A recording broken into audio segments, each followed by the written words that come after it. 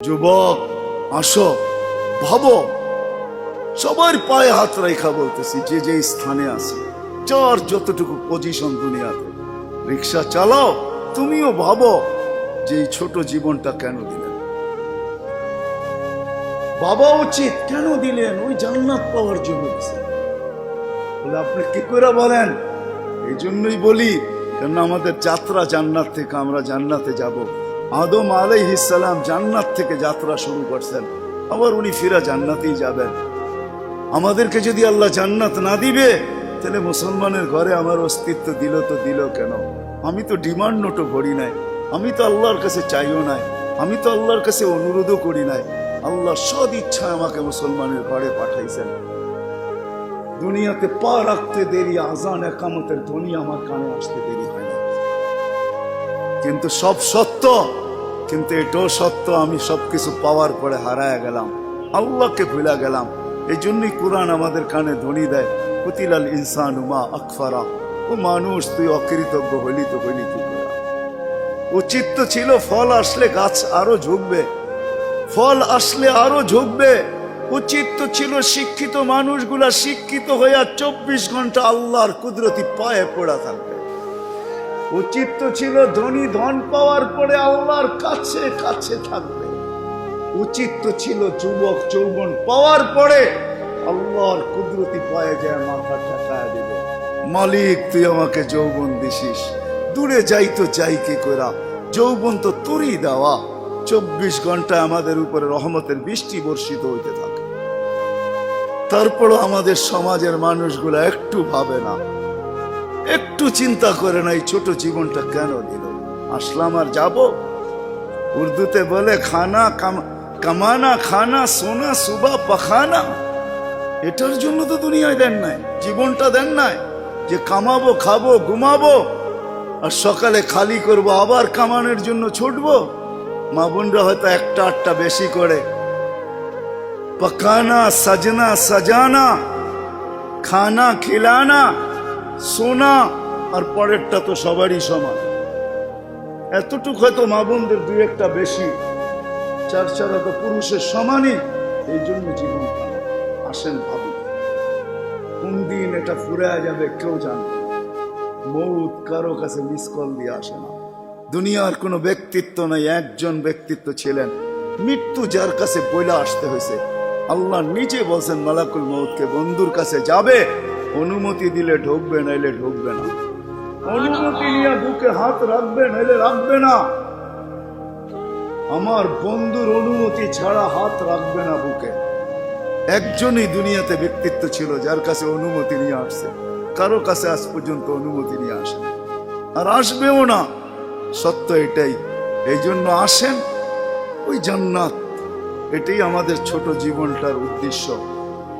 এই জন্যই আল্লাহ ডেলি ডাকে, 5 বেলা ডাকে, গ্যারান্টি দিয়া ডাকে, সিল লাগায় ডাকে। ইদা সালুহা সালুহা সাইরুল আমাল। 5 ওয়াক্ত নামাজ যদি এই উম্মত কমপ্লিট করে দেখাইতে পারে, আল্লাহ আমাদের নবীজির সাথে ওয়াদা করছেন, আমিও আপনার উম্মতের জীবনকে কমপ্লিট বলে লেখা দিব। কোন বিষয়ে হাতই লাগাবো না, চোখই বুলাবো না, নামাজ ঠিক তো ঠিক। মুহাম্মদুর রাসূলুল্লাহ সাল্লাল্লাহু আলাইহি ওয়াসাল্লাম এই জন্যই আসছেন, এই জন্যই জীবনটা ভর চোখের পানি ঝরাইছেন, এখনো জড়াইতেছে। কিয়ামতের মাঠে আমাদেরকে নিয়ে চিৎকার দিবে, উম্মতি উম্মতি বলে চিৎকার দিবে। আসছিল যুবক যৌবন অবস্থায় তোমাকে জান্নাত পাওয়ায় দেওয়ার জন্য, নাইলে যে হাদিস শুনাইছি এটা কোনোদিন হইতো না, কোনোদিন হইতো না। যৌবন আসতে দেরি, পাইতে দেরি, তোমাকে জান্নাতের নিচে গ্যালারি বুকিং দিতে দেরি হবে না। তোমার জন্য আরশের নিচে তোমার জন্য গ্যালারি বুকিং হবে, সুপার ডিলাক্স গ্যালারি। সাবাতু ইয়াদিল্লুহুমুল্লাহু তাহতা দিল্লি আরশি ইয়াউমা লা দিল্লা ইল্লা দিল্লু শাবুন নাশা ফি ইবাদাতিল্লাহ। ওই যুবক যে দুনিয়ার এই গান্দা জিনিসের থেকে 60-70 বছরের জন্য চোখ বন্ধ করে নিছে, কান বন্ধ করে নিছে, জবান বন্ধ করে নিয়ে দৌড় লাগাইছে।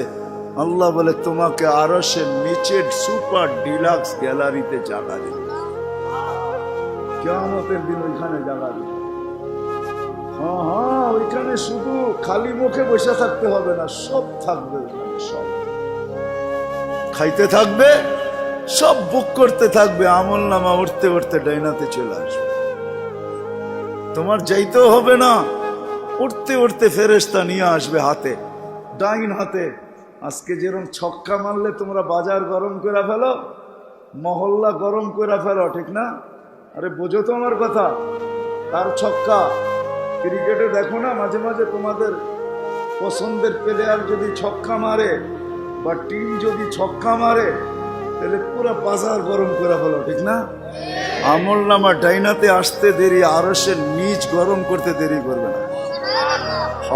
উমুকরা উ কিতাবিয়া বলে একটা চিৎকার দিবে, আরশ পর্যন্ত কাইপা উঠবে।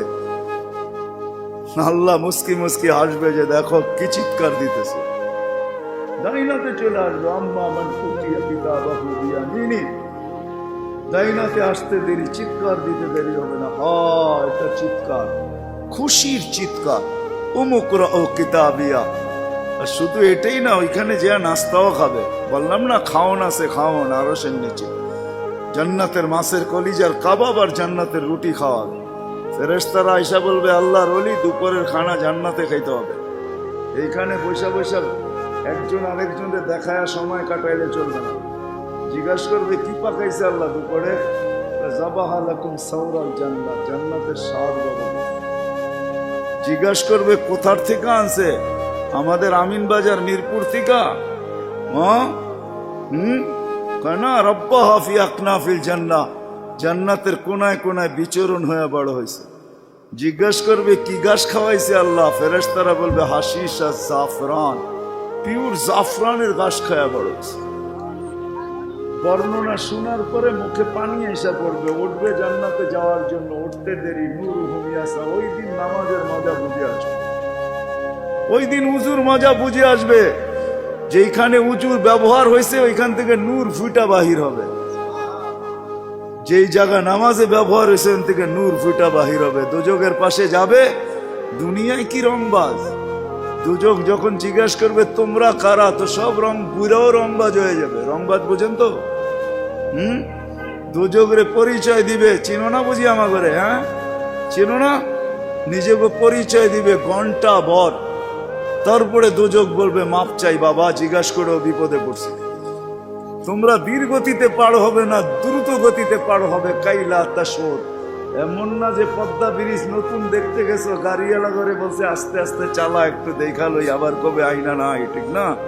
ওটার ভিতরে লেখা আছে কিন্তু কত মাইল স্পিডে চালাইতে হবে। এর চেয়ে কম দাঁড়াইলে খবর আছে, সিসি ক্যামেরা লাগাইয়া দিছে। কিন্তু দুজকও বলবে দীর্ঘতিতে যেও না, আগুন নিভা যাবে। তোমরা এরম দত্তিতে পার হবে যে খবরই না হয়, উঠবে আর ওই পারে যে ঠক করে লেগে যাবে। আর ফেরেশতারা প্রটোকল দেওয়ার জন্য দাঁড়ায় থাকবে। ওয়াসিকাল্লাযীনা তাকাউ রাব্বাহুম ইলাল জান্নাতি যুমারা হাত্তা ইযা জাউহা ফুতিহাত আবওয়াবুহা ওয়া ক্বালা লাহুম খাযানাতুহা আসসালাম। ফেরেশতারা প্রটোকল দিবে, বলবে চিরদিনের লেগে ঢোকো জান্নাতে। আমাদের নবীজি এটাও জানায় দিয়েছেন এই উম্মতকে, শুধু আমাদের নবীজি আর এই উম্মতকে, যুবক তোমাদের জান্ডা কিন্তু হাসান হুসাইনের হাতে থাকবে। মজা অন্যরকম। মা বোনদের জান্ডা ফাতেমা রাদিয়াল্লাহু তাআলা আনহার হাতে থাকবে। আমাদের বয়স্কদের জান্ডা আবু বকর আর উমর রাদিয়াল্লাহু তাআলা আনহুর হাতে থাকবে। আল্লাহর নবীজি আগে আগে থাকবে। ওয়াস্তাকবিলুনি উম্মতি রব্বি, আল্লাহ জান্নাতের গেটে আমাদেরকে স্বাগত জানাবে। কেমন সর্বশেষ যে জান্নাতে যাবে, সর্বশেষ, শেষ পড়ার কেউ যাবে না। ও যখন জান্নাতের দরজায় যাবে, হুর দেখা 40 বছর তাকায় থাকবে, খালি রূপ দেখা 40 বছরের লেগে ট্যা হয়ে যাবে। ট্যা 40 বছর পরে হুর ওর গালের ভিতরে চিমটি কাইটা বলবে খালি দেখবি, আর কিছু কাহিনী নাই, আর কত দেখবি তুই আমারে, চল ভিতরে। ওই জান্নাতের জন্য ছোট জীবন ব্যবস্থা। ওটার জন্যই যার কাছে যে যে অবস্থানে, এই অবস্থানটা ওই জান্নাতের জন্য কাটাবে কিভাবে, এটার জন্য মুহাম্মদুর রাসূলুল্লাহ সাল্লাল্লাহু আলাইহি ওয়াসাল্লাম। আমি তো বলি যুবক, হায় এই জীবনে তো কতবারই চুল কাটলা, ঠিক না? কাটো নাই চুল? হ্যাঁ, কমসে কম তো ঈদে কাটো, ঠিক না? আজ পর্যন্ত সেলুনে যে কোনোদিন বলছো যে আজকে তোদের যতগুলা ডিজাইন আছে এগুলা সরা? ও যদি বলে তোর মাথায় কি হলো, কয় না না সরা তুই এই ডিজাইন। আজকে আমি নিয়ত করে আসছি আমার চুল কাটবো আমার নবীর ডিজাইনে আমাকে কাটা দিব। একজন যুবক দেখো, বলো কসম খোদার, যদি তুমি নবীর মহব্বতে একদিন চুলও কাটতে পারো, তাহলে আমি জানি তোমার যদি ঈমান নিয়ে মরতে পারো, একদিনের চুল কাটা তোমাকে জান্নাতে নিয়ে যাবে। নবীর আদর্শ আল্লাহর কাছে বড় প্রিয়। এই জন্য আসো, লম্বা করতে চাইতেছি না, আসো ছোট জীবনটা যে যেই ক্ষেত্রে আছি, যুবক যৌবনে, নারী নারীত্বে, পুরুষ পুরুষত্বে, ধনী ধনের ভিতরে যে যে অবস্থানে আসি, পজিশনে আসি, এটা ওই জান্নাত নেওয়ার জন্য। নাইলে পস্তাইতে হবে, সওয়া যাবে না, এটাই সত্য। এক এক দুযোগীর এক একটা দাঁত হবে 10 কিলোমিটার চওড়া, উপরের মারিটা হবে 160 কিলোমিটার, বসতে জায়গা লাগবে 470 কিলোমিটার। ওই পাহাড় আমি 4 বার এই 2 চোখে দেখছি, ইয়ামানে জাবালে বায়দা, যেটার সমান এক একটা রান হবে। সইতে পারবে না। তোমাকে মুসলমানের ঘরে অস্তিত্ব দিছেন এই জন্য না, তোমাকে মুসলমানের ঘরে অস্তিত্ব দিছে যুবক এই জন্য যে তুমি যৌবন দিয়েই আল্লাহর কাছ থেকে জান্নাত নিয়ে নিবে। পরের সময়টা যেটা থাকবে ওটা শুধু বোনাস থাকবে। জান্নাত তুমি নিয়ে নিবে, পরে যা সময়টা পাবে এটার জন্য তোমার পদ মর্যাদা বাড়তে থাকবে, জান্নাতে মর্যাদা বাড়তে থাকবে। কিন্তু জান্নাতের প্লট তুমি যৌবন দিয়ে নিয়ে নিবে, এই জন্য তোমাকে যৌবন দিয়েছে। আসো আজকে সবাই মিলে অঙ্গীকার করে বুলার রাস্তার থেকে ফিরে আসি আর ভাবি যে আমাকে কিন্তু জান্নাত নিয়ে যেতে হবে। ওইখানে কোনো পরিচয় চলবে না। যদি চলতো তাহলে একটা কথা বলেই শেষ করতেছি, দুনিয়ার কারো যদি নাও চলতো তাহলে আবু তালেবের জন্য চলতো পরিচয়। আবু তালেবের চলতো, যেই নবীর পিঠের ছোঁয়া পাইলে ভাগ্য খোলে। আল্লাহর রসুল খেজুর গাছে পিঠ লাগায় জুমার খুতবা পড়তেন। যেই দিন মেম্বরে উঠছেন, পা রাখছেন, খেজুর গাছ বাচ্চার মতো ফুফায় ফুফায় কাঁদতেছিল, বিলাপ করতেছিল, আমাকে বঞ্চিত করলেন কেন? পেটের ছোঁয়া দিতেছিলেন, ধন্য হইতেছিলাম, কেন বঞ্চিত করলেন? মেম্বরে কেন পা দিলেন? আল্লাহর রসুল সান্ত্বনা দিতে দিতে এই পর্যন্ত সান্ত্বনা দেওয়ার পরে কান্না থামছে যে তোকে আমি জান্নাতে নিয়ে যাব। দুনিয়াতে তুই খেজুর খাওয়াইতে পারিস না, তুই জান্নাতে খেজুর দিবি, আমি খাবো। ওই আবু তালেবই আল্লাহ রসুলের ছোঁয়ায় ধন্য হইতো। 44 বৎসর চাচার সিনায় থাইকা বড় হয়েছেন। 44 বৎসর পর্যন্ত চাচার সিনায় ছিল। ও যুবক, আমি চুল কাটার কথা এই জন্য বলতেছিলাম। আনাস ইবনে মালিক রাদিয়াল্লাহু তাআলা আনহু বলেন, আল্লাহর রসুল আমার ঘরে আসছে, আমি দস্তরখান বিছায়া দিছি, খাইছেন, দস্তরখান দিয়ে হাত মুছছেন। ওই দিন থেকে নিয়ে আজ পর্যন্ত যতদিন বেঁচে থাকবো দস্তরখানকে পানি আর সাবান দিয়ে আমি পরিষ্কার করি না, আর করবো না। যখনই ময়লা হয় আমি আগুনে নিক্ষেপ করি, আগুন ময়লা খায়া ছাই করে ফেলে, আমাকে চকচকে দস্তরখান ফেরত দেয়। একটা সুতাও জ্বালানোর ক্ষমতা রাখে না। যেই রসুলের হাতের ছোঁয়া পাইলে দুনিয়ার আগুন, দুনিয়ার সুতা পড়তে পারে না। তুমি যদি ওই রসুলের স্টাইলে চুল কাটো তো দুজক তোমাকে ধরবে, তো ধরবে করতে পারে। আমার কাছে লজিক আছে, যুক্তি আছে। আসো, কোনো পরিচয় চলবে না, চলবে শুধু মুহাম্মদুর রাসূলুল্লাহ, তার আদর্শ চলবে।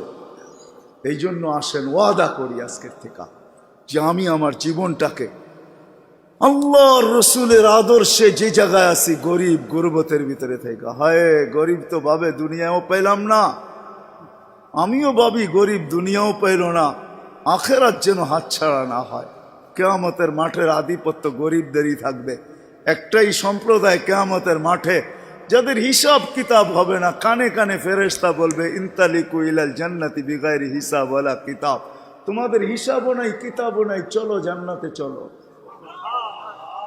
এই জন্যই আল্লাহ রসুল গরিবদের ভিতরে উঠতে চাইছেন, অহশুরনি ফি জুমরাতিল মাসাকিন। হিসাব কিতাব নাই, শুধু এইখানেই শেষ না, আল্লাহ বলবে তামাত্তাউ খামসুমিয়াতি আম হাত্তা ইয়াদখুলাল আগনিয়া। দুনিয়াওয়ালারা দুনিয়ায় ভোগ করছে 60-70 বছর, তোদেরকে দেখায় দেখায়, তোরা খাবি 500 বছর ওদেরকে দেখায় দেখায়। 500 বছর পরে ধনীদেরকে যেতে দিবে, এই পাশে বসায় রাখবে, বলে বসো আর দেখো ভিতরে কি করে। গরিব বড় বড় বার্গার লইব, 2 হাতে ধরে টানবো আর খাইব। বড় বড় গ্রিল লইব, দুনিয়ার যত খানা জান্নাতের এটা লইব, আর লম্বা লম্বা টান দিব আর দেখাইব আর চোখে টিপি দিব। কি বেরিয়েছেন কেন? ঠিক না? আমি তো মাঝে মাঝে বলি হুজুররা কি বলবে জানি না, হুরেরও যদি আয়ে বলবো পরে অনেক সময় আছে তোর লোকে দেখা করার, যা এখন 500 বছর খাওয়ার অনুমতি দিছে, দুনিয়ার 60টা মিটায় লই, 500 বছর খায়া লই, পরে দেখা করবো বাগেন থেকে। হুরের কাছেও যাবে না। আল্লাহ ওই গরিবকেও ওই ক্ষেত্র দিছেন, ধনীর জন্যও দিছেন। ধনীর জন্য যে দেন না এমন না, তাহলে ফুসাইল ইবনে ইয়াজ রহমতুল্লাহ আলাইহি বলতেন না, আমাদের সমাজের বিত্তশালীরা যদি গরিবের বাড়িতে যায় আর যা তালাশ করে কার ঘরে কি পাক হইল কি হইল না, আল্লাহর রসুল বলে তুবাল আমির আলা বাবিল ফকির, এর চেয়ে উত্তম ধনী কেউ নাই যে গরিবের দরজায় যায় খটখটায়।